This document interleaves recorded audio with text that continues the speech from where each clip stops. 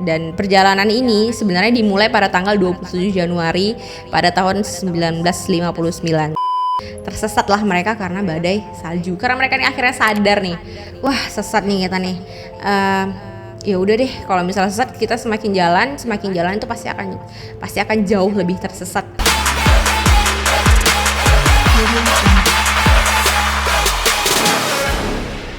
Assalamualaikum warahmatullahi wabarakatuh guys. Hari ini kita bakal ngebahas gibah juga ya. Gibahnya tentang misteri. Jadi ada sebuah kejadian yang sampai saat ini juga masih menjadi misteri di Rusia. Jadinya di Rusia dan udah lama banget ini kejadiannya. Dan nama kejadiannya itu adalah Dyatlov Pass. Jadi kalau misalnya teman-teman masih penasaran dengan kejadiannya, jangan kemana-mana, tetap di channel kita. Oke guys, jadi kejadian ini itu terjadi di 20 Februari 1959. Udah lama banget, sekarang udah tahun 2023. Udah lama lah pokoknya ya. Dan di term waktu yang begitu lama, kejadian ini masih menjadi kejadian misterius dan gak tahu apa sih yang sebenarnya benar-benar terjadi dengan para korban. Kejadian ini itu menewaskan 9 dari 10 pendaki. Ini terjadi di Ural, Rusia, jauh dari sini. Lu udah pernah ke Rusia belum? Belum kan? Ya sama, gue juga belum. Semoga aja ya kan subscriber gue banyak, terus gue bisa jalan-jalan ke sana. Oke, lanjut.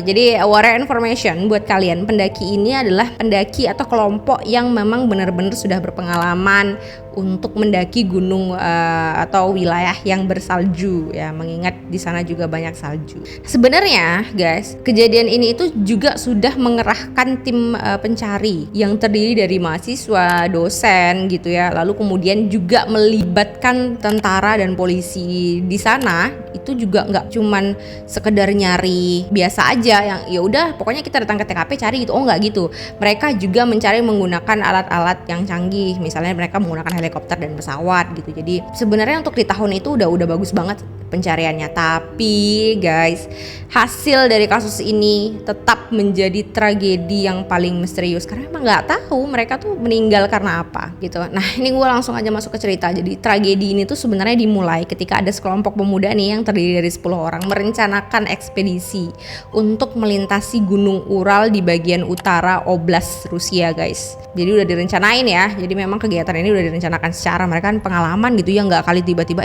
kayak lu gitu pengen bakso, gue pengen bakso udah tinggal ngambil motor udah pergi gitu ya, nggak gitu. Mereka memang benar-benar merencanakan ini gitu, disusun baik-baik gitu ya perencanaan ini. Nah pendakian ini itu sebenarnya dipimpin oleh satu orang dari 10 ini yang bernama Igor Dyatlov. Ada pemimpin ya, kayak biasa kalau misalnya kita nggak daki-daki pasti ada pemimpin. Gue sebenarnya agak berat juga sih mau bawain kasus ini karena memang menurut gue tragedinya lumayan agak horor juga ya, creepy gitu, konspirasinya juga ada gitu ya. Lanjut guys. Nah jadi tim pendakian ini terdiri dari 10 orang dengan 8 pria dan 2 orang wanita. Nah tim ini juga merupakan lulusan dari Ural Polytechnic Institute. Jadi mereka sebenarnya mahasiswa nih, tamatan gitu ya. Nah, atau sekarang tuh mereka menyebutnya Ural Federal University sekarang. Kalau dulu mah namanya Ural Polytechnic Institute gitu. Nah ini nama-namanya korban beserta foto. Ini gue mohon maaf banget karena memang gue udah berusaha sebaik mungkin untuk bisa menyebutkan nama-nama mereka. Jadi kalau misalnya gue salah, gue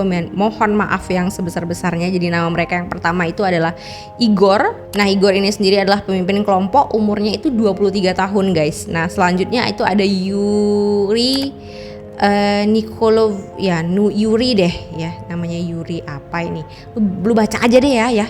Tuh Yuri ini umurnya 21 tahun. Lalu kemudian ada Yudmila. Nah Yudmila ini umurnya 20 tahun. Jadi mereka ini pendaki-pendaki yang umurnya ya nggak jauh-jauh dari 20-an lah kayak gue gitu kan. Enggak lah, gue masih 17. Gue masih 17 lah, nggak mau gue 20. Gue mau muda terus karena gue belum sempat ngelilingin dunia. Canda guys. Oke, itu ada nama-nama dari 10 pendaki yang saat itu pergi mendaki ya. Dan perjalanan ini sebenarnya dimulai pada tanggal 27 Januari pada tahun 1959. Tujuan pertama mereka itu adalah Otorten. Jadi ada sebuah gunung yang 10 km ke arah utara dari lokasi kejadian. Jadi nggak bisa langsung ke masih jauh dari lokasi kejadian nih, 10 km gitu kan. Sebenarnya pendakian mereka ini adalah pendakian melalui jalur kategori 3. Jadi rute, kalau misalnya bila dibilang rute kategori 3 ini adalah rute yang paling sulit. Jadi kalau misalnya lu masih newbie, udah lo nggak usah ngadi-ngadi, nggak usah sosokan gitu ikutan kategori 3, nggak usah kategori 1 aja belum tentu gue selamat gitu kan, lu juga tuh. Nah, jadi karena mereka sudah berpengalaman, makanya mereka menggunakan jalur yang kategorinya tuh 3 atau rute kategori 3 gitu. Jadi rute yang paling sulit. Ya, orang pengalaman mah beda ya sama kita. Kalau gue mah mikirnya udahlah, kalau ada yang gampang apa yang sulit sih gitu ya kan. Dasar nggak mau berusaha gue ya kan. Lu harus usaha. Oke, jadi dari 10 pendakian itu ternyata si Yuri Yudin itu sakit di awal-awal. Jadi dia nggak bisa mengikuti pendakian dan pulang gitu. Jadi akhirnya total dari 10 orang dari kelompok ini itu yang mendaki hanya 9 orang guys. Hanya 9 orang, dan mereka ditemukan dalam keadaan tidak bernyawa. Selanjutnya tuh pada tanggal 31 Januari mereka ini tuh tiba di tepian hutan ya. Jadi sebelum mereka mulai mendaki ke arah gunung itu ada tepian hutan. Jadi mereka tiba di tepian hutan lalu bersiap-siap lah untuk mendaki. Contohnya tuh kayak mereka tuh ngumpulin kayu, karena kan kalau udah di atas tuh kan gunungnya bersalju, kemungkinan kayunya lembab itu ada. Jadi mereka ngumpulin kayu itu dari bawah untuk nanti dibuat sekedar untuk masak atau menghangatkan tubuh mereka, bikin perapian di atas. Jadi ngumpulin kayu, juga ada ngumpulin makanan lah ya, apa yang bisa diambil dari hutan untuk dibawa ke atas. Tepat pada tanggal 1 Februari di tahun yang sama, mereka tuh sebenarnya berencana melewati sebuah celah tebing atau pass gitu ya. Sebuah celah tebing dan rencananya akan berkemah di malam harinya itu di sisi sebaliknya tebing. Jadi kalau misalnya ini tebing, mereka akan berencana setelah lewat mereka akan berkemah di sisi sebalik si tebing ini gitu.